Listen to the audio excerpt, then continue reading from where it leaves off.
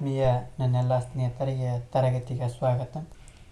ತರಗತಿ ಪ್ರಾರಂಭ ಮಾಡೋಕ್ಕಿಂತ ಮುಂಚಿತವಾಗಿ ನಮ್ಮ ಒಂದು ಯೂಟ್ಯೂಬ್ ಚಾನಲಿಗೆ ಸಬ್ಸ್ಕ್ರೈಬ್ ಆಗಿ, ಜೊತೆಗೆ ಪ್ರತಿನಿತ್ಯ ತರಗತಿಗಳನ್ನು ವೀಕ್ಷಿಸಿ ಎನ್ನುತ್ತಾ ಇವತ್ತಿನ ತರಗತಿಯನ್ನು ಪ್ರಾರಂಭ ಮಾಡ್ತಾ ಹೋಗ್ತೀನಿ.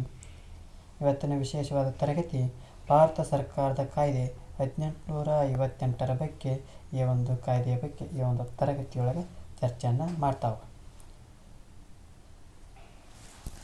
ಈ ಒಂದು 1858ರಿಂದ 1947ರವರೆಗೆ ಏನು ಕಾಯ್ದೆಗಳು ಬರ್ತಾ ಹೋಗ್ತಲ್ಲ, ಇವು ಬ್ರಿಟಿಷ್ ಸರ್ಕಾರದ ಕಾಯ್ದೆಗಳು ಆಗ್ತಾ ಹೋಗ್ತವೆ.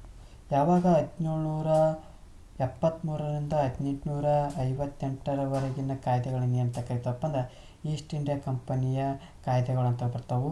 ಇವು 1858ರಿಂದ 1947ರವರೆಗೆ ಕಾಯ್ದೆಗಳು ಬ್ರಿಟಿಷ್ ಸರ್ಕಾರದ ಕಾಯ್ದೆಗಳು ಆಗ್ತಾ ಹೋಗ್ತವೆ. ಈ ಒಂದು ಈಸ್ಟ್ ಇಂಡಿಯಾ ಕಂಪನಿಯ ದುರಾಡಳಿತ ಹಾಗೂ ಭಾರತ ವಿರೋಧಿ ಕಾಯ್ದೆಗಳಿಂದಾಗಿ 1857ರಿಗೆ ಏನಾಗ್ತೈತಿ, ಸಿಪಾಯಿ ದಂಗೆ ಆಗ್ತೈತಿ. ಇದರಿಂದ ಏನಾಗ್ತೈತಪ್ಪ ಅಂದ್ರೆ ಕಂಪನಿಯು ಆಡಳಿತವು ಬ್ರಿಟನ್ ರಾಣಿಗೆ ಹಸ್ತಾಂತರ ಆಕೈತಿ. ಯಾಕಪ್ಪ ಅಂದ್ರೆ ಹಿಂದಿಂದ ಕಾಣದ ಒಂದು ದಂಗೆ ಎದಾಳ್ತೈತಿ. ಯಾವಾಗ 1857ರಲ್ಲಿ ಸಿಪಾಯಿ ದಂಗೆ ಆಗ್ತೈತಿ. ಯಾಕಪ್ಪ ಅಂದ್ರೆ ಈಸ್ಟ್ ಇಂಡಿಯಾ ಒಂದು ಕಂಪನಿಯ ದುರಾಡಳಿತ ಮತ್ತು ಭಾರತದ ವಿರೋಧಿ ಕಾಯ್ದೆಗಳಿಂದಾಗಿ 1857ರೊಳಗೆ ಸಿಪಾಯಿ ದಂಗೆ ಏನಾಗ್ತೈತಿ, ಸಂಭವಿಸ್ತಾ ಹೋಗ್ತೈತಿ. ಇದರಿಂದ ಕಂಪನಿ ಏನು ಮಾಡ್ತಾ ಹೋಗ್ತೈತಿ, ಕಂಪನಿ ಆಡಳಿತವನ್ನು ಏನು ಮಾಡ್ತಾ ಹೋಗ್ತಾರಪ್ಪ ಅಂದ್ರೆ ಬ್ರಿಟನ್ ರಾಣಿ ಏನು ಮಾಡ್ಬಿಡ್ತಾಳೆ, ಹಸ್ತಾಂತರ ಇಸ್ಕೊಂತಾಳೆ. ಅಂದ್ರೆ ಕಂಪನಿ ಆಡಳಿತ ಏನಾಗ್ತೈತಪ್ಪ ಅಂದ್ರೆ ಬ್ರಿಟನ್ ರಾಣಿಗೆ ಹಸ್ತಾಂತರ ಆಗ್ತಾ ಹೋಗ್ತದೆ.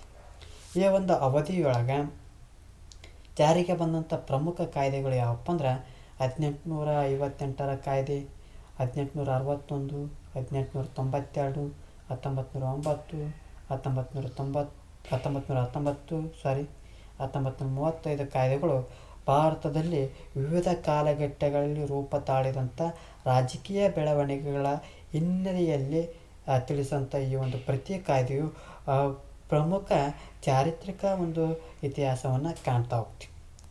ಅದರಲ್ಲಿ ಪ್ರಮುಖವಾಗಿ ಭಾರತ ಸರ್ಕಾರದ ಕಾಯ್ದೆ 1858ರ ಬಗ್ಗೆ ಚರ್ಚೆಯನ್ನು ಮಾಡ್ತಾ ಹೋಗ್ತೀವಿ. ಈ ಕಾಯ್ದೆಯನ್ನು 1857ರ ಸೈನಿಕ ಮತ್ತು ನಾಗರಿಕ ಕ್ರಾಂತಿ ಹಿನ್ನೆಲೆಯಲ್ಲಿ ಅರ್ಥೈಸಿಕೊಳ್ಬೇಕು. ಅಂದ್ರೆ ಏನು ಸಿಪಾಯಿ ದಂಗೆ ನಡೀತಾ ಹೋಗ್ತೈತಲ್ಲ, ಆ ಒಂದು ಕ್ರಾಂತಿಯ ಮೂಲಕ ಈ ಒಂದು ಕಾಯ್ದೆಯನ್ನು ಅರ್ಥ ಮಾಡ್ಕೊಳ್ಬೇಕು. ಯಾವ ರೀತಿಯಪ್ಪ ಅಂದ್ರೆ ಈ ಬ್ರಿಟಿಷ್ ಭಾರತವು ಬ್ರಿಟಿಷ್ ಸರ್ಕಾರದ ನೇರ ಆಳ್ವಿಕೆಗೆ ಒಳಪಡ್ತಾ ಹೋಗ್ತೈತಿ. ಅಂದ್ರೆ ಏನು ಈಸ್ಟ್ ಇಂಡಿಯಾ ಕಂಪನಿ ಕೊಟ್ಟಿದ್ವಲ್ಲ, ಇದು ಬ್ರಿಟಿಷ್ ಭಾರತವನ್ನು ನೇರವಾಗಿ ಯಾರ ಆಳ್ವಿಕೆಗೆ ಬರ್ತಾ ಹೋಗ್ತೈತಪ್ಪ ಅಂದ್ರೆ ಬ್ರಿಟಿಷ್ ಸರ್ಕಾರದ ನೇರ ಆಳ್ವಿಕೆಗೆ ಬರ್ತಾ ಹೋಗ್ತೈತಿ.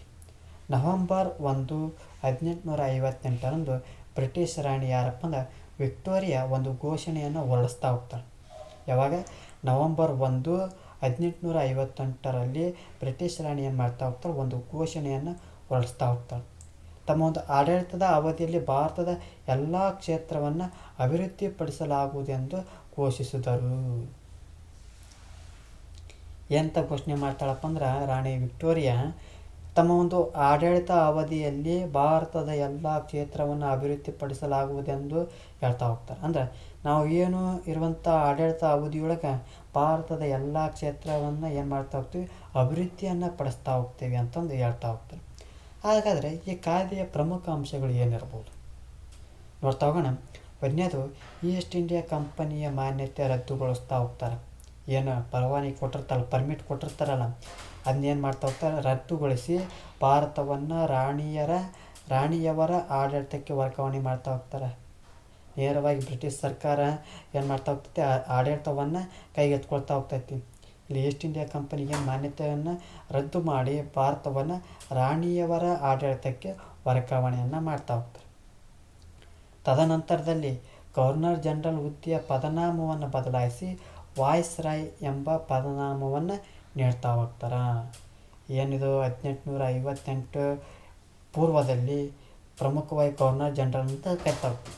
ಯಾವಾಗ 1858ರ ನಂತರದಲ್ಲಿ ಈ ಒಂದು ಗವರ್ನರ್ ಜನರಲನ್ನು ಹುದ್ದೆಯ ಪದನಾಮವನ್ನು ಬದಲಾವಣೆ ಮಾಡ್ತಾ ಹೋಗ್ತಾರೆ. ಏನಂತ ಬದಲಾವಣೆ ಮಾಡ್ತಾ ಹೋಗ್ತಾರೆ, ವಾಯ್ಸ್ ರಾಯ ಅಂತಂದು ಬದಲಾವಣೆಯನ್ನು ಮಾಡ್ತಾ ಹೋಗ್ತಾರೆ. ಹಾಗಾದರೆ 1858ರಲ್ಲಿ ಪ್ರಥಮ ವಾಯ್ಸ್ ರಾಯ್ ಯಾರು ನೇಮಕ ಆಗ್ತಾರಪ್ಪ ಅಂದ್ರೆ ಲಾರ್ಡ್ ಕ್ಯಾನಿಂಗ್ ರವರು ನೇಮಕಗೊಳ್ತಾ ಹೋಗ್ತಾರೆ.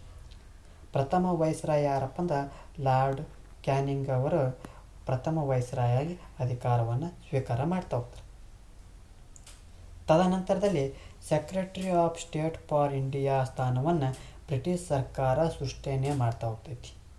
ಅಂದ್ರೆ ಏನು ಮಾಡ್ತಾ ಹೋಗ್ತಾರಪ್ಪ ಅಂದ್ರೆ ಈ ಬ್ರಿಟಿಷ್ ಸರ್ಕಾರ secretary of state for India ಎಂಬ ಸ್ಥಾನವನ್ನು ಬ್ರಿಟಿಷ್ ಸರ್ಕಾರ ಸೃಷ್ಟಿಯೇ ಮಾಡ್ತಾ ಹೋಗ್ತೈತಿ. ಅಂದ್ರೆ ಬ್ರಿಟಿಷ್ ಮಂತ್ರಿಮಂಡಲದ ಸದಸ್ಯರಾಗಿದ್ದ ಇವರು ಭಾರತದ ಆಡಳಿತವನ್ನು ನೋಡಿಕೊಳ್ಳುವ ಜವಾಬ್ದಾರಿ ಹೊಂದಿದವರು. ಅಂದ್ರೆ ಏನು secretary of state for India ಅಂತ ಐತಲ್ಲ, ಈ ರೀತಿಯಾಗಿ ನೆನಪಿಡ್ರಿ. Secretary of state for India ಅಂತ ಐತಲ್ಲ, ಇದನ್ನು ಬ್ರಿಟಿಷ್ ಸರ್ಕಾರ ಏನು ಮಾಡ್ತಾ ಹೋಗ್ತೈತಿ, ಸೃಷ್ಟಿಸ್ತಾ ಹೋಗ್ತೈತಿ.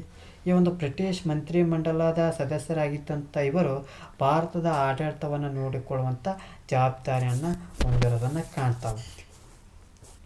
ಜೊತೆಗೆ ಇವರಿಗೆ ಸಹಾಯ ಮಾಡೋಕ್ಕಾಗಿ 15 ಸದಸ್ಯರನ್ನು ಒಳಗೊಂಡಂಥ ಭಾರತ ಮಂಡಳಿ ಅಸ್ತಿತ್ವಕ್ಕೆ ಬರ್ತಾ ಹೋಗ್ತೈತಿ. ಏನು ಕೌನ್ಸಿಲ್ ಆಫ್ ಇಂಡಿಯಾ ಅಂತ ಒಂದು ಅಸ್ತಿತ್ವಕ್ಕೆ ಬರ್ತಾ ಹೋಗ್ತೈತಿ. ಏನು ಈ ಒಂದು secretary of state for India ಏನು ಮಾಡ್ತಾ ಹೋಗ್ತೈತಿ, ಆ ಒಂದು ಭಾರತದ ಆಡಳಿತವನ್ನು ನೋಡ್ಕೊಳ್ತಾ ಹೋಗ್ತೈತಿ. ಇವಕ್ಕೆ ಸಹಾಯಕ್ಕಾಗಿ ಈ ಒಂದು ಸಹಾಯಕ್ಕಾಗಿ 15 ಸದಸ್ಯರನ್ನು ಒಳಗೊಂಡಂಥ ಭಾರತದ ಮಂಡಳಿ ಏನು ಮಾಡ್ತಾ ಹೋಗ್ತೈತಿ, ಅಸ್ತಿತ್ವಕ್ಕೆ ಬರ್ತಾ ಹೋಗ್ತೈತಿ. ಇದಿಷ್ಟೇನಪ್ಪ ಅಂದ್ರೆ ಭಾರತದ ಸರ್ಕಾರದ ಕಾಯ್ದೆ ಬಗ್ಗೆ ನೋಡ್ತಾ ಹೋಗ್ತೀವಿ. ಒಟ್ಟಾರೆಯಾಗಿ ಈ ಒಂದು ಕಾಯ್ದೆಯ ಬಗ್ಗೆ ಹೇಳೋದಾದ್ರೆ 1857 ಒಂದು ಸಿಪಾಯಿ ದಂಗೆಯ ಪರಿಣಾಮವಾಗಿ ಏನಾಗ್ತೈತಪ್ಪ ಅಂದರೆ ಈಸ್ಟ್ ಇಂಡಿಯಾ ಕಂಪನಿ ಆಡಳಿತವನ್ನು ಬ್ರಿಟಿಷ್ ಸರ್ಕಾರ ಏನು ಮಾಡ್ತಾ ಹೋಗ್ತೈತಿ, ಕಸ್ಕೊಳ್ತಾ ಹೋಗ್ತೈತಿ. ಅವಾಗ ಬ್ರಿಟಿಷಿನ ರಾಣಿಯಾದಂಥ ವಿಕ್ಟೋರಿಯಾ ಒಂದು ಘೋಷಣೆಯನ್ನು ಹೇಳ್ತಾ ಹೋಗ್ತಾಳೆ. ನವೆಂಬರ್ 1ನೇ ತಾರೀಕು 1858 ಹೇಳ್ತಾ ಹೋಗ್ತಾಳೆ.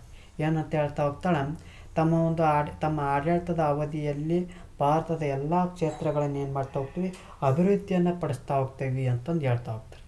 ಹಾಗಾಗಿ ಈ ಒಂದು ಭಾರತ ಸರ್ಕಾರದ ಕಾಯ್ದೆ 1858 ಏನೆಲ್ಲ ಅಂಶಗಳು ಇರ್ತಾವಪ್ಪ ಅಂದ್ರೆ, ಒಂದನೇದು ಈಸ್ಟ್ ಇಂಡಿಯಾ ಕಂಪನಿಯ ಮಾನ್ಯತೆಯನ್ನು ರದ್ದುಗೊಳಿಸಿ ನೇರವಾಗಿ ಆ ರಾಣಿಯವರ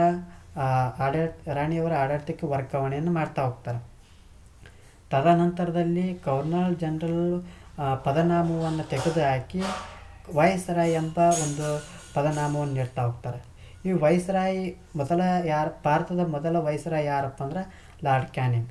ತದನಂತರದಲ್ಲಿ secretary of state for India ಎಂಬ ಸ್ಥಾನವನ್ನು ಹುಟ್ಟಾಕಿ, ಅಂದರೆ ಬ್ರಿಟಿಷ್ ಮಂತ್ರಿಮಂಡಲದ ಸದಸ್ಯರಾಗಿದ್ದಂಥ ಇವರು ಭಾರತದ ಆಡಳಿತವನ್ನು ನಿರ್ವಹಣೆ ಮಾಡ್ಬೋದು ಅಂತ ಹೇಳ್ತಾ ಹೋಗ್ತಾರೆ.